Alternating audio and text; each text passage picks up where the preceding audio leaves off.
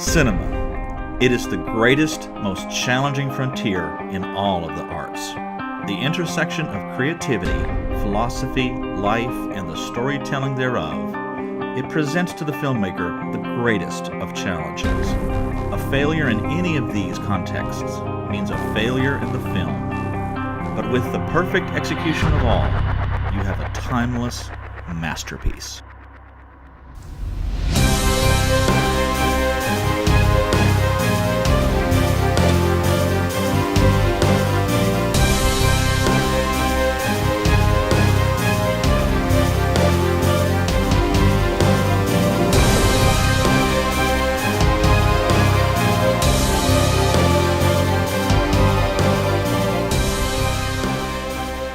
Ryan, it's that time again. Time for another episode of Beckner and Lipscomb at the Movies. This is episode 24. 24. In this episode, we'll be reviewing Lady Bird, 5 Academy Award nominations.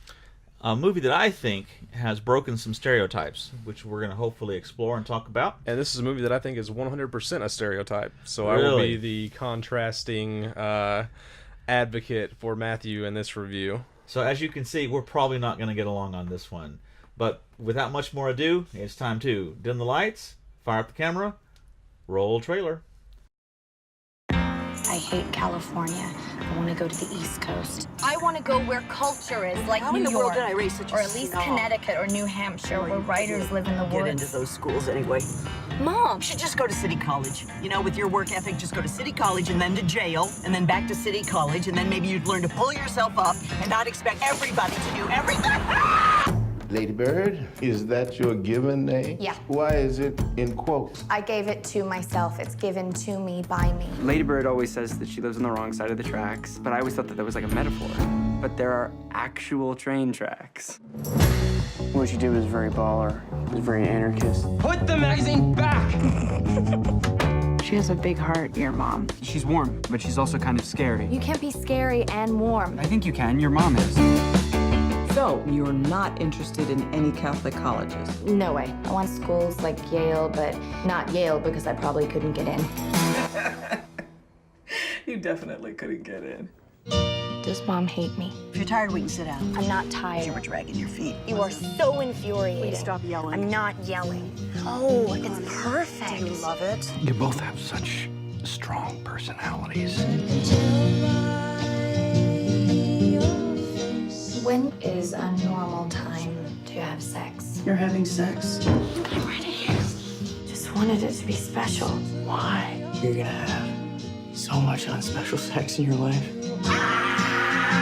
We're afraid that we will never escape our past. Whatever we give you, it's never enough. It's never enough. It is enough. We're afraid of what the future will bring. We're afraid we won't be loved. you can't do anything unless you're the center of attention. We won't be liked. Yeah, well, you know your mom's tits, they're totally fake. She made one bad decision at 19. 2 bad decisions. And we won't succeed. I want you to be the very best version of yourself that you can be.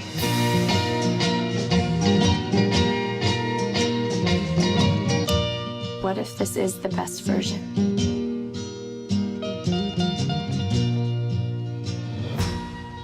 What I'd really like is to be on Math Olympiad. But math isn't something you're terribly strong in. That we know of yet.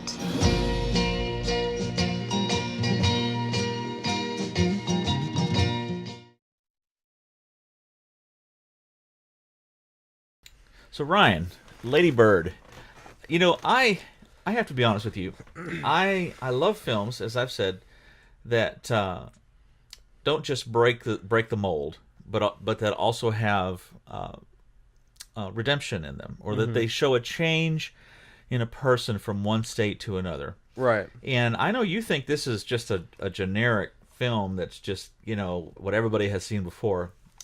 I think there's some different stuff going on here. I don't think that's necessarily what I would describe what I think this movie is. I think I have a little bit more of an accurate description of what I think this movie is. Dumpster Okay, fire. no, I'm being totally serious Okay. as well. It is a basic white girl making a movie about a basic white girl. And that's what I think this movie is about in its Do you think entirety. that's a tired theme? You think No, I actually think that, I mean, I don't think it's necessarily a tired theme because it's not something that you see too often. I just think that it's something that's not necessary.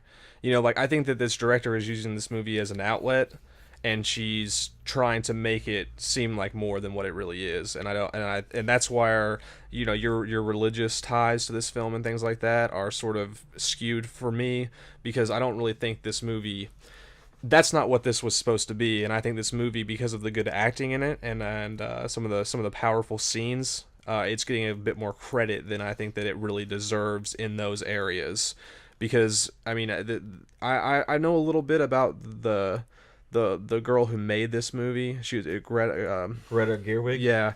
And I just, you know, she's young. She's in her 30s. You know, this was her first real big success, and you know, the interviews that I've seen with her and things like that. You know, just the kind of vibe that I got from her. It very much seemed like, you know, although there could be some deeper read between the lines sort of things in this movie, possibly, I don't think that they were intentional. Well, or it didn't feel intentional to me at all, and they're not really talked about whenever she's talking about her own movie. So back up again and say exactly what you think was not talked about. In what regard? The essence. You said something was not talked about in this film. Something was not talked about in the. She doesn't talk about like the redemptive qualities whenever she's talking about her own movie. Okay. So like all the things that you are gonna want to say right now, I think are true about the movie, but they weren't. It wasn't designed that way. So it's an unintentional thing, if that makes sense. Well, you know, that brings up a very interesting point.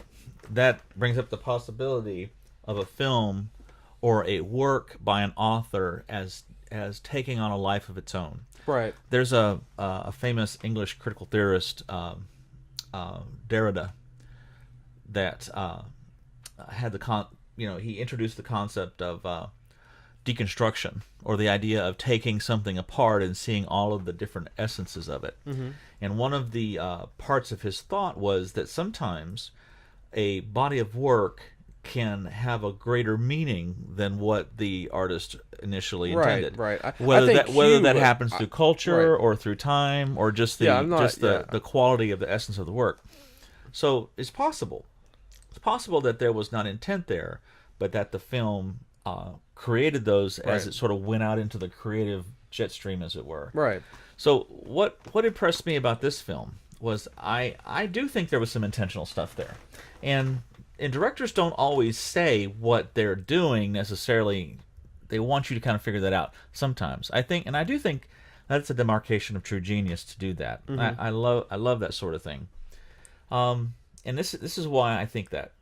A couple years ago, I took a class at UTC, Modern Christian Thought, and my professor, Dr. Mills. Let me before you get into this, I want to ask you one question about this. Okay, the only thing to me that was religious about this movie was the ending. Do you agree with that? No. Okay, then before you say whatever you're going to say, I would like for you to explain what you thought was religious about this movie besides the ending. The whole process, the way they portrayed the Christian characters, which I'm going to go into. Okay, all right, fair enough. Okay. Do you think I was just going to totally steamroll you here? No, I was just like, okay. I mean, that's a good the way they portrayed the Christian characters in this movie. I thought was that's a good case for your argument. Hold on, if that makes sense. So a couple years ago, I took a class at UTC. Modern Christian Thought. My professor is Dr. Gene Mills, and I've actually went through, pulled down some of my textbooks, and I was trying to find where it was referenced. But in class, we actually talked about that.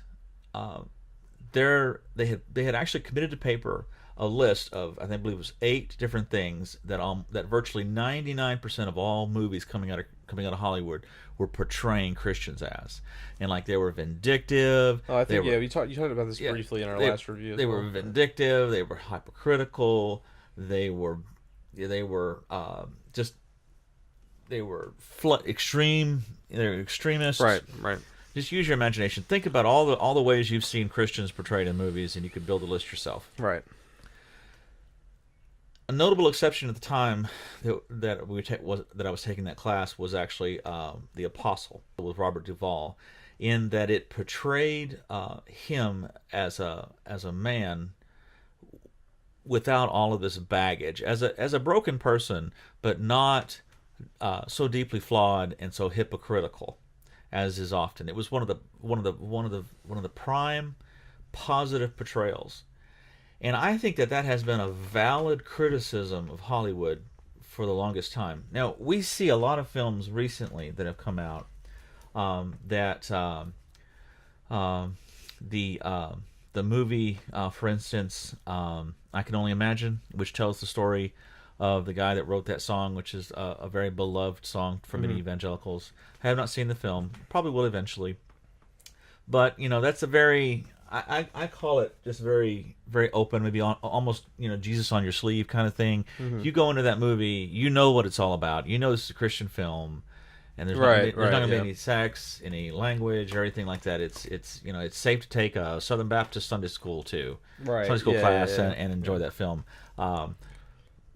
There's a whole bunch of films like that, and they're there. Not always the highest quality, but I think they've gotten better over the last couple of years. I think there's more talent is going into them. This film does not advertise itself as that. No, absolutely not. But there are some things in here that are very interesting in terms of having a conversation of whether this is a Christian film. Right. Okay. So to me, again, you have Jesus on your sleeve films where it's all out there, it's all out there. But you also have films, but I would refer to them as subversively Christian, which means they're not obvious in their agenda. Right. Okay. Right. So I think that this is subversive. And if you notice here, you've got a cross in the very background, and it's very, very faint. It's very, very faint. Okay. It's very, very faint. You can barely see that. And that is, I believe, it's saying more than this is just a sort of a Christian ethos. There is something going on in this film, and there's several things that I will note. Number one, the portrayal.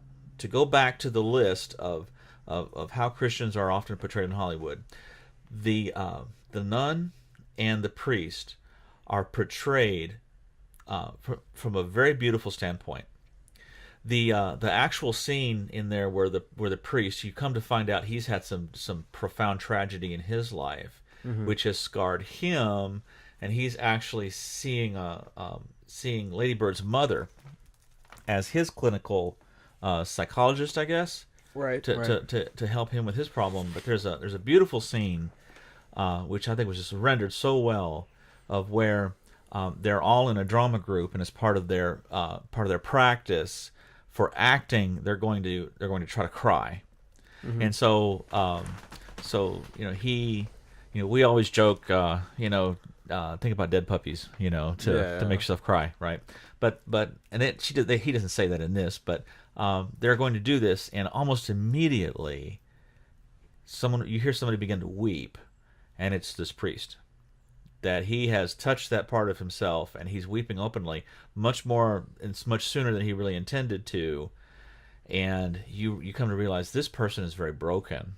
He is, but he's portrayed, I believe, with such compassion.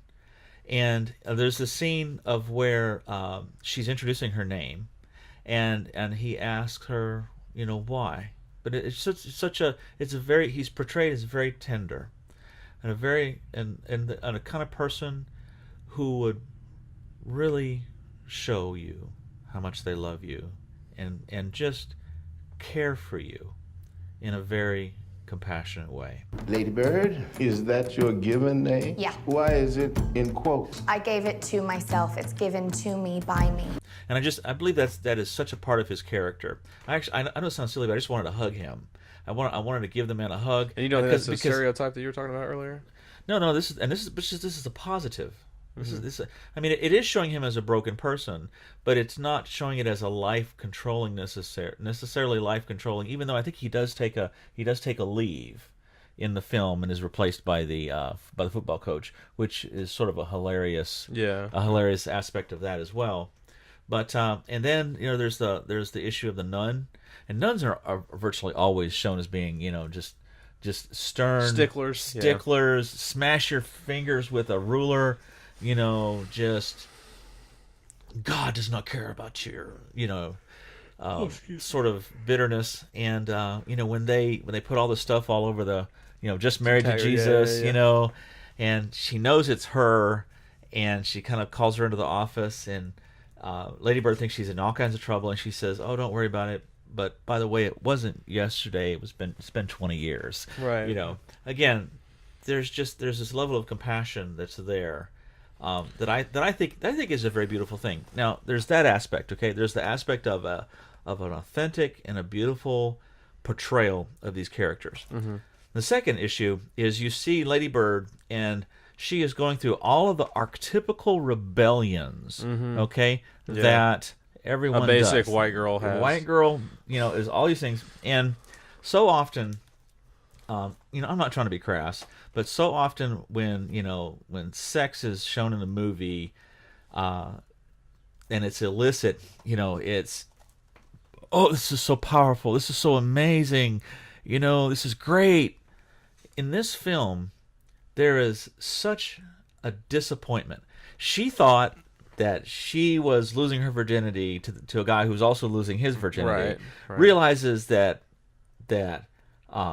number one, it was meaningless, and it wasn't special. And she reacts to that. She said, "I wanted this to be special." And the guy, what does he say? He says, "Why did you think it was going to be special? You're going to have so much unspecial sex in your life." I'm ready. Just wanted it to be special. Why? You're gonna have so much unspecial sex in your life. Right. And so you see all along the way, you see all of these archetypical experiences, and none of them measure up to the "ooh, this is so cool, this is great" that she expects them to be. Right. Now, there's another issue, is this boyfriend that she loses her virginity to. There's some very subtle things about him, okay, and that I think are written into his character. And there's a very telling scene where this guy is sitting out at, I think it's a coffee shop, and he's reading this book, and it's entitled "The People's History of the United States." Now, that's written by a fellow by the name of Howard Zinn. Mm-hmm. He's dead now, but this is like the go-to book for history that says like every horrible thing that the United States has ever done. And basically, I mean, it is a history book. That said, it is a book that will just basically tear out your heart for the country. Okay? And because Zinn basically is thinking from a Marxist standpoint, it is demonizing capitalism and basically the American free enterprise. Mm-hmm. So this book, what I'm trying to say is, if you build a reading list for leftist, liberal, atheist reading in college, that book is going to be like right on the top. Yeah. It's going to be like you read Howard Zinn, People's History of the United States, then you read Das Kapital by Karl Marx, and you read Nietzsche and Freud, and you read all these reasons that tell you why your parents are full of shit, they're evangelical Christians, and why you should rebel. Okay? That's very telling that he's reading that book. Okay? I think he represents the liberal, leftist worldview that your typical Christian kid goes to college and is affected, or is exposed to, or whatever. Stuff like that. I mean, if I had a dime for every friend that I know who was a Christian before they went to college, and like I said, before they got educated by all their professors, there's a famous, I think it was Richard Rorty, I could be wrong, but there's a quote. He said, "We only have 4 years to destroy the Christian faith of these kids. You know, the parents have had them for 18 years. We're here for 4 to destroy the Christian faith in them."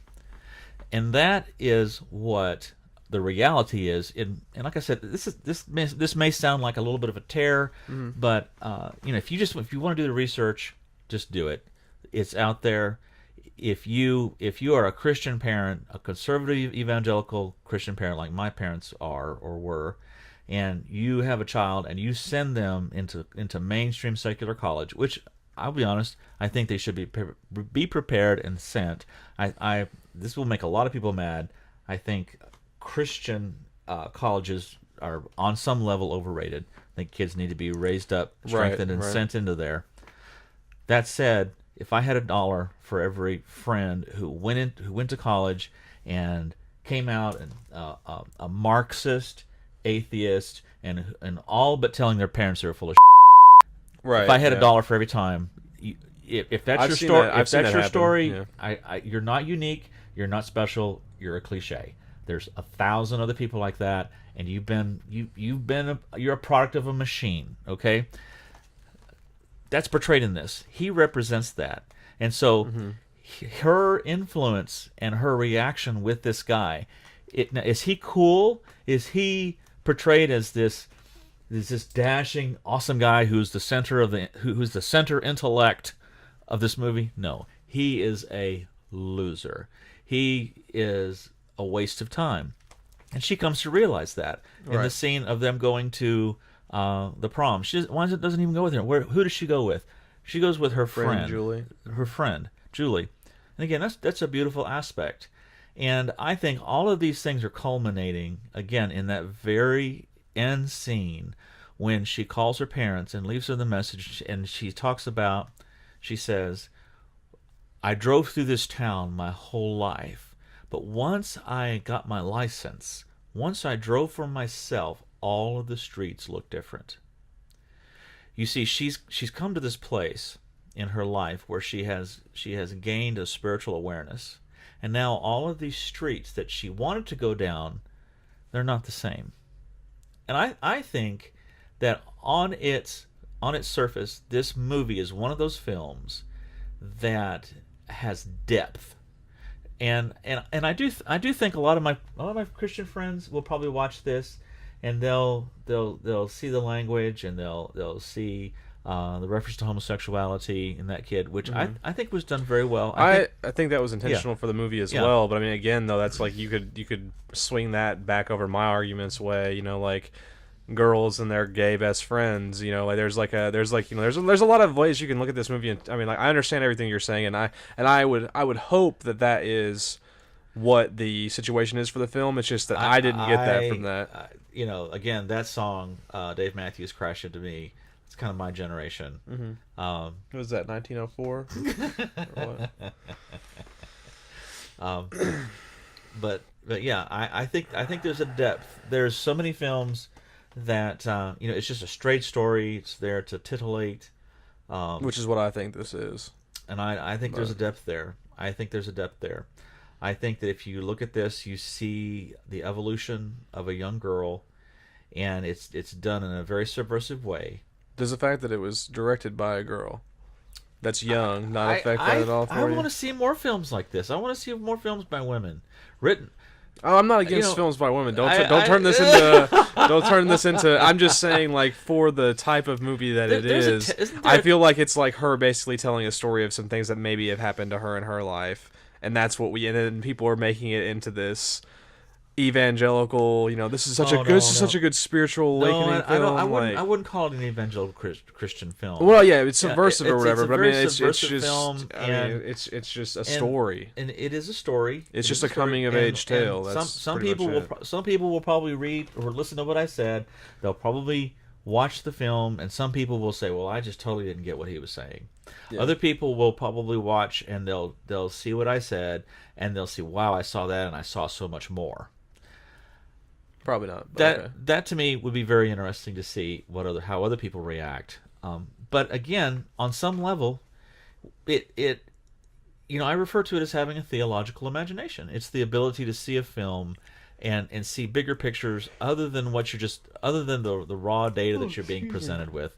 And we've done that for several films. We did that with Cube. That was a movie that we talked about. A lot of people wouldn't see that. I mean, I respect what you're saying, and I think there's a lot of merits to it being there and stuff like that. Like I said, I have an issue with the fact that I feel like it was unintentional. right? I mean, like I there are certain movies that do that, and I think they do like an extremely good job with it and whatnot. I don't know. I just didn't feel that here. I think he could have been reading any book in the world, but he was reading Howard Zinn's. I obviously didn't pick up on that. So that was when I saw that, when I saw what he was reading, I was like, that's masterful. That's a beautiful thing, because and your average person's not going to pick up on that, because she's saying that whole worldview is bankrupt. Right. There's that's a good way to word that. Yeah. Bankrupt, and it's a sterile imagination. Yeah, that's a good point. I mean, obviously I didn't pick up on that, so I mean, like, or I wouldn't have known that reference myself. So I mean, like, that is pretty. This may be a little bit of a distraction to say this.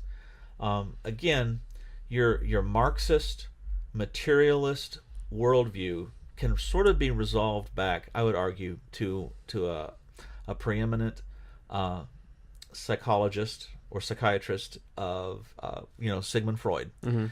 And Sigmund Freud believed that everything was physics and natural phenomena, and all of culture or all of psychological effects are basically brain chemistry.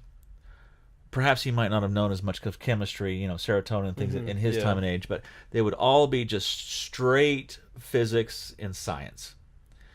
Now, there was a famous contemporary or equal during his time, and his name was Jung, Carl Jung.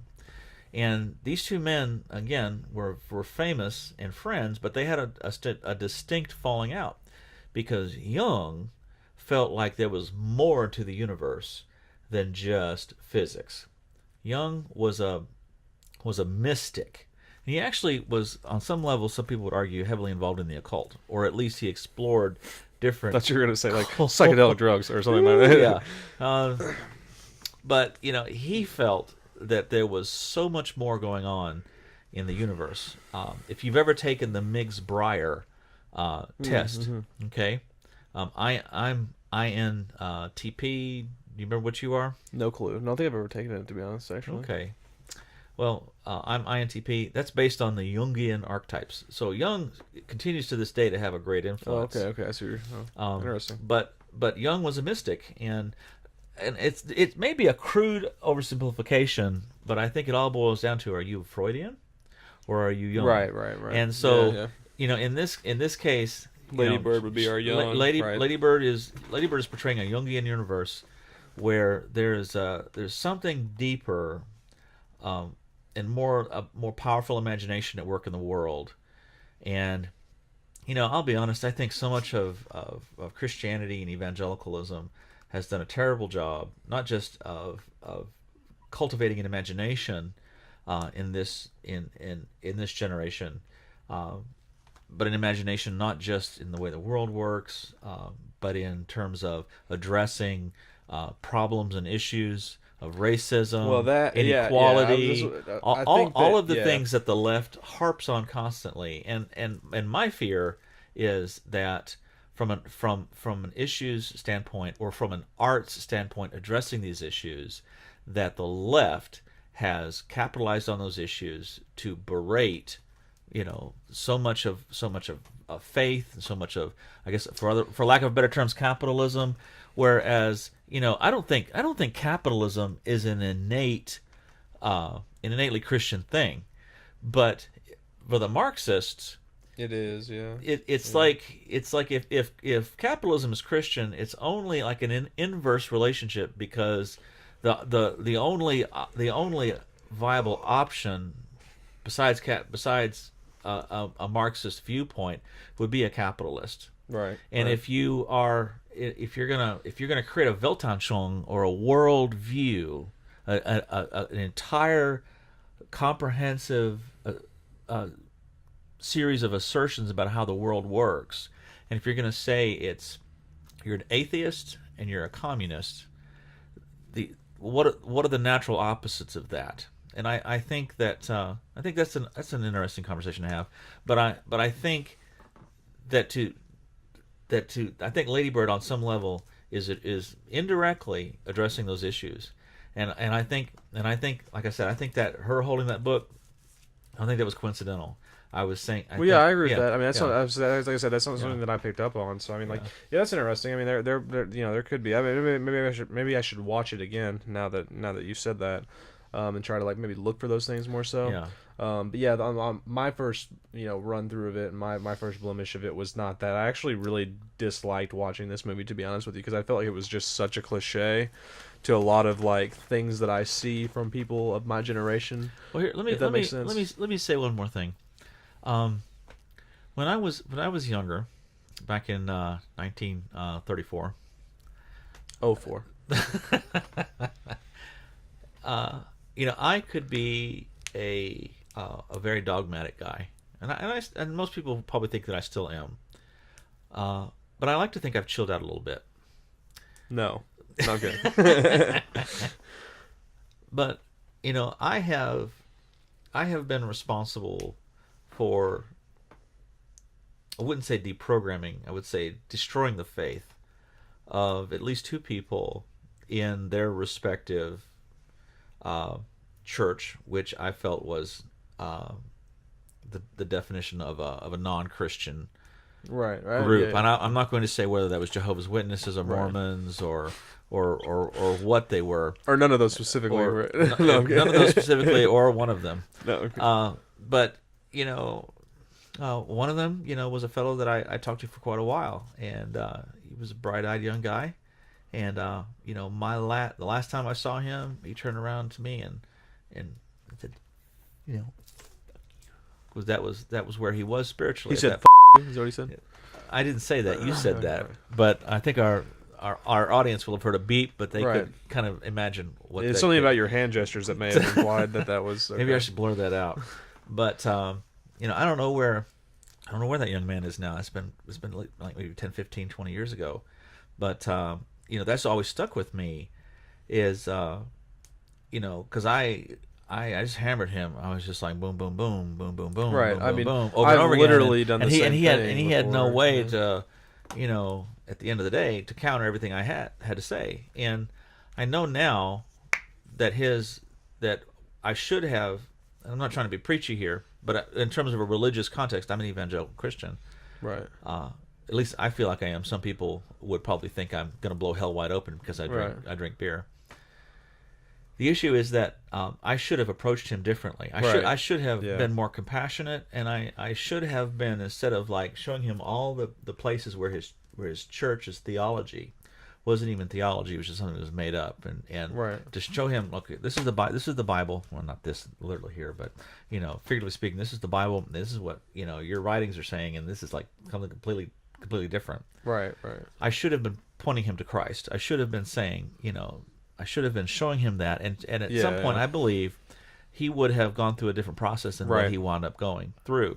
Oh yeah, for sure, I agree with that. And now, and what I'm saying with that is that there are people who they think that the only Christian movie they should see is where somebody stands up and they and we're sort of seeing this in like God's Not Dead, where the bold Christian student stands up and just refutes the and which again, like, I mean, I know that movie made a lot of Christians really happy and stuff like that, but I think that movie is such a bad stereotype as well. Well, it is a stereotype. It is a stereotype, and that might be some people's process. There might be people who hear a bold proclamation of faith and they're changed by it.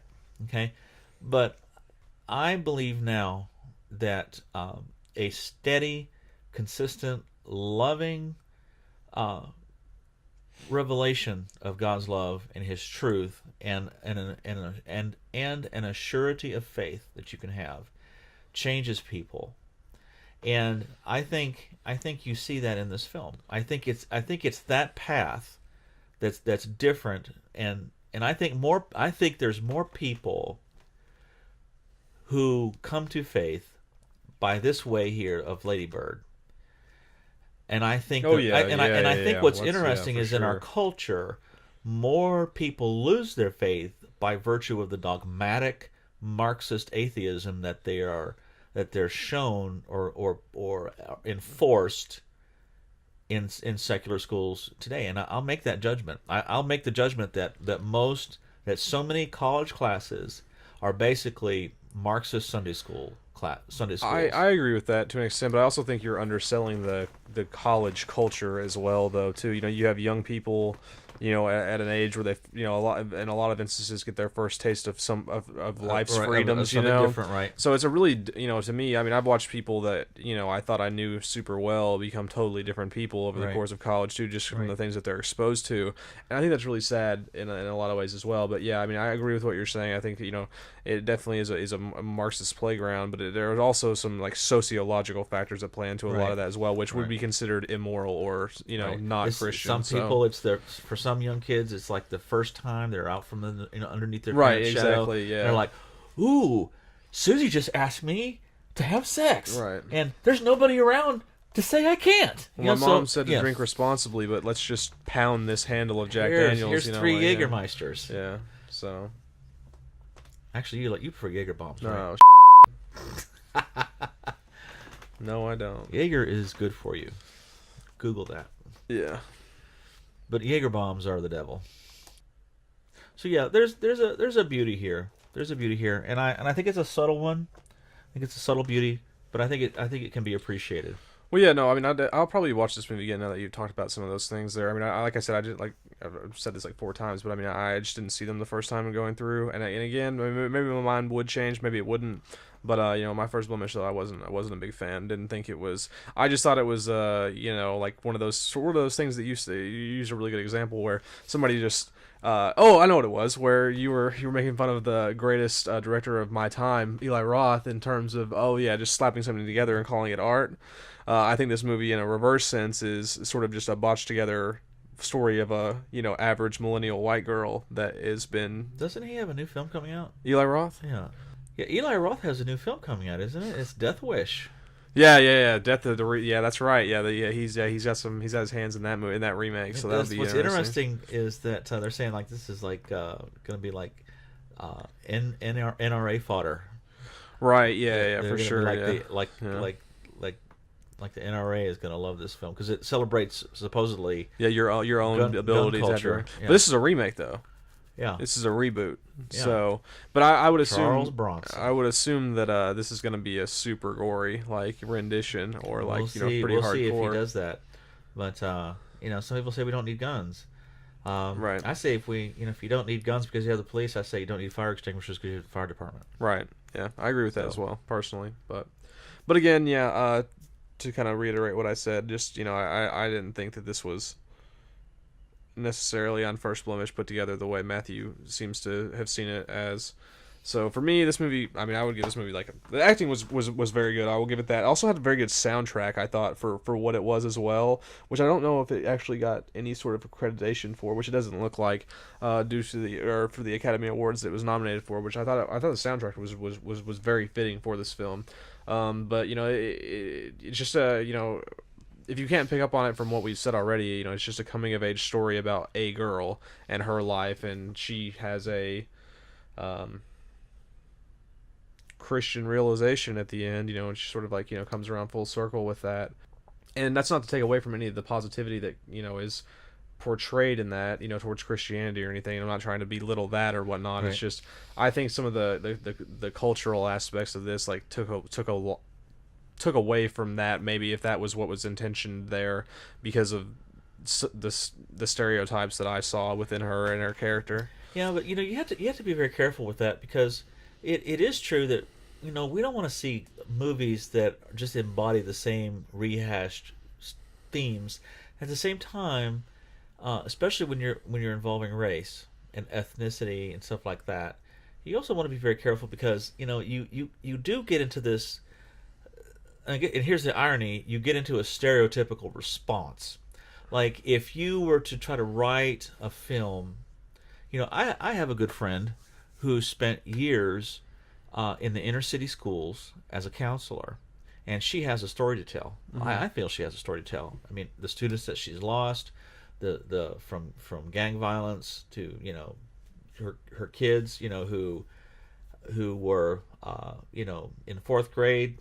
And a couple years later, they're breaking into somebody's home and getting blown away, and that news gets back to her, and she invested so much into that kid. Right. To see that happen, it's quite frankly, send her into post-traumatic stress disorder. You have to literally have nerves of steel to survive in a situation like that. Right. And a lot of people don't realize this. That said, I think somebody could take so many of the stories that she's seen and make a really good movie. But you know what people are going to say? Because she's a white woman in a black school, your critics are going to say, "Oh, another thank you white lady movie." You've probably even heard that phrase. Thank you, white lady. I get what you're saying, but I mean, like, this movie, there's maybe not. Maybe there's a quality story to say. Don't create a stereotype in your response to a situation.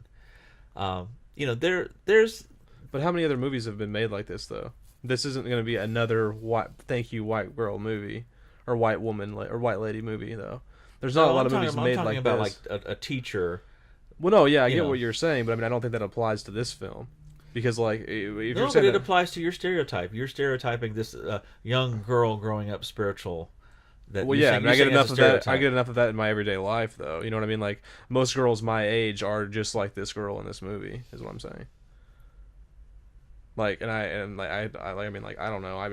I don't want to like sit here and be like, oh, I'm way better than that, because that's not the case at all. It's just like, I see enough of this exact same. Do you think they're evolving the way she has, or is it a good portrayal of spiritual evolution? No, I mean, like, yeah, it is a good portrayal of that than those things per se. It's just like the stuff that, like, I mean, I didn't necessarily know that was where the movie was like headed in its conclusion per se. Obviously, looking in retrospect, it's easy to say that, but like as it was going through, I just felt that I was like living in a day in your own world. Living in a day or witnessing the life of this girl that I am anti in real life, if that makes sense, minus the conclusion. Does that make sense? Okay. Like her journey and the things that she was like doing and the way she like lied about the house and like tried to like make herself into something that she wasn't, which we find out is not really who she truly is a lot of what I see from people that are around my age that I have an issue with, if that makes sense. But you've had a kind of a spiritual journey yourself, haven't you? Yeah, but nothing like this. I wouldn't think. You're attending a Bible study group, right? Right. And you've actually led it a couple times. Right. Now, 3-4 years ago, when you and I became friends, I asked you a question. I said, tell me, what is your relationship with God like? And what was your response? Not very good, or something along those lines, probably. You quoted a certain rap. Oh, well, I mean, I still stand. I do. I mean, like, you can sit here all day long and be like, "Oh yeah, we conquered that" or whatever. But I mean, I still think that if you want to go that route, I still think that's a super, super powerful thing, and a lot of people from my generation will mark that as a really, really strong statement. Is that still your attitude towards God? No, it's not my attitude towards God. It was then, per se, but yeah, it was, and it still is to an extent, though. Okay. It still is to an extent. I mean, with like the doubting Thomas aspect of it, it right, would be. But that's an integral part. Yeah. Of Christianity. Right. Yeah, but so would that what that guy said then as well, right? Maybe. Yeah. Okay. Well, I mean, yeah, but it's part of your evolution. Right. No. Yeah. I mean, I understand what you're saying. Yeah. And don't get me wrong. Don't take away from the religious things about this movie. Right. I mean, the movie became infinitely better to me whenever that was how it concluded. Mm-hmm. It's just I didn't realize that's the direction it was going, so I was very like, why am I watching this during the for a good part of that movie whenever they were like tagging the car and stuff like that, I was just like, it just wasn't like, I was just like, like all I'm watching is a movie about teenage rebellion, you know what I mean? Like that's what I felt like, it's like I see this in people in my life everywhere or have seen it, and it's just like, girls aren't like this in California though, are they? No, they probably are. Probably are. Hopefully not. Because everything's different in California, isn't it? It is, though. It is. So. All right, so I would give it like a 7, probably. Like I said, the acting was really good and whatnot. It just wasn't, maybe I missed something. I'm not discrediting that possibility either. But it may have been maybe the mood I was watching it in, maybe hypothetically. I don't know. It just wasn't very strong to me. I think that it was super overhyped and it's getting way too much credit for what I thought was there. I'm going to give it a 9. I believe that there's a depth to the film. I believe there's a sincerity in the writing. I believe it stands out because of its portrayal. I think that's intentional, and I believe there's a lot of intentional things in this film. And I love the narrative arc. I love the portrayals. I love the change in her character. I love the spiritual evolution. I love to talk about these things, and I love to talk. Well, you're going to get a chance in our Dark Song as well here. To talk about them. I love to talk about them in a non-traditional, non-Jesus on your sleeve. Not that that's always wrong. There's a place for that. There's a place for this film too.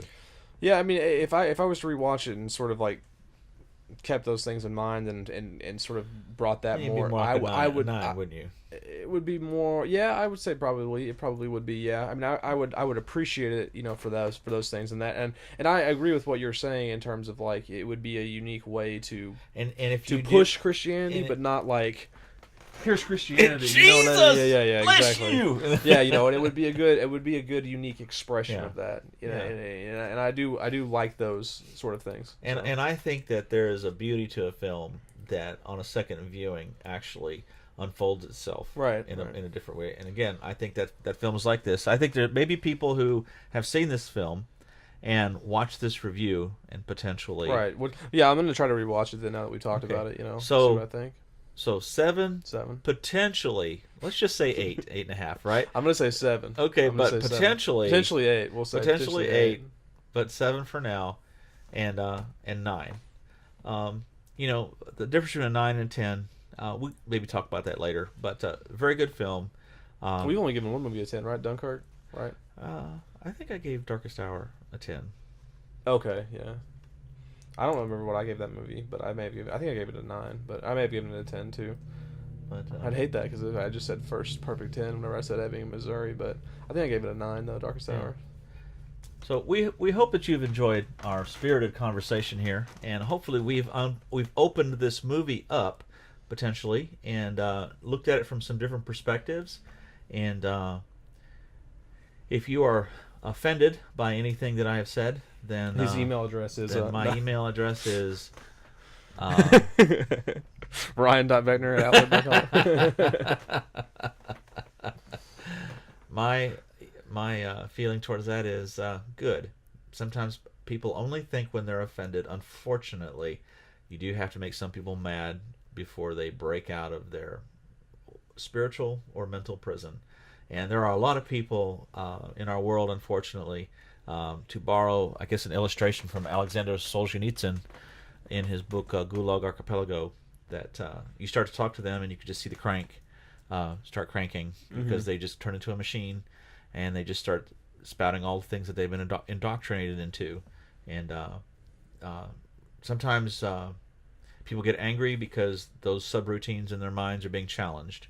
And I hope maybe we can do that, at least in some aspects. Who knows? But anyway, social media. Yeah, you'll be able to find this review on our YouTube channel, which is, I mean, if you're watching it, you'll know that it's there. We will be posting more content through our Facebook as well as our Twitter, which we're both pretty active on both of those. We had that little lull there for a while whenever we had the vacations and whatnot going on, but we are active on there. So if you have anything you'd like to see us review, if you have any comments, anything that you would like to get in touch with us with, contact us through our social media. Yeah. So. And we're great. Oh, and feel free to share our stuff too if you do feel so inclined and you do enjoy it. Cause, if you're just outraged and you're like, these idiots, yeah, look at these said morons, this stupid, they just don't get it, and look how dumb he is. I admit I'm kind of a goof, and I'm absolutely the pinnacle of male performance, so I don't really know what Matthew's talking about. I'm just kidding. I'm Matthew Lipscomb, and I'm Ryan Beckner, and we are Beckner and Lipscomb at the movies. Thank you so much for your time.